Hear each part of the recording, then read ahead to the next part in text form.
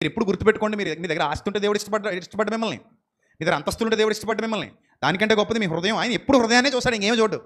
నువ్వు ఫిజికల్గా కండలు తిరిగిన మొనగాడివా మొనగత్తివా అని చోటు, నీ దగ్గర ఎంత బంగారం ఉంది చోటు, నీ దగ్గర ఎంత వెండి ఉంది చోటు, నువ్వు ఎన్ని కోట్లు కూడబెట్టావు చోటు. ఆయన ఏం చూస్తాడు?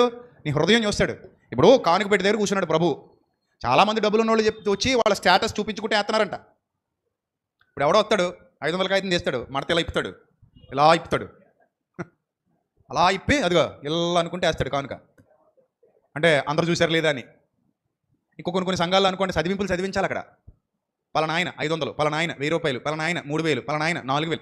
ఏంద్ర నాయన ఈ సంతంతా వాక్యం ఇవ్వండి రా బాబా నన్ను రోజు గంట చదివారు, నన్ను కూర్చోబెట్టి ఆ గంటకి తగ్గ ప్రతీకారం తీర్చేసుకున్నాను వాక్యంలో.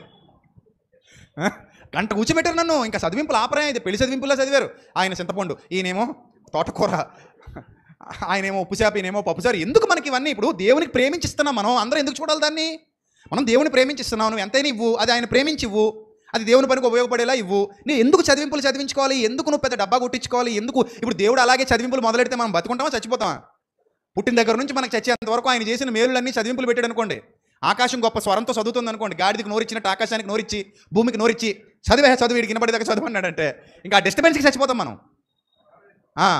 కాబట్టి ఆయన మనకి చేసిన ఉపకారములు, ఆయన చేసిన మేలులతో పోల్చుకుంటే మనం చేసేది చాలా తక్కువ. దానికి చదివింపులు అవసరం లేదు. కానీ కొంతమంది ఉంటారు, వాళ్ళకి అదే కావాలి.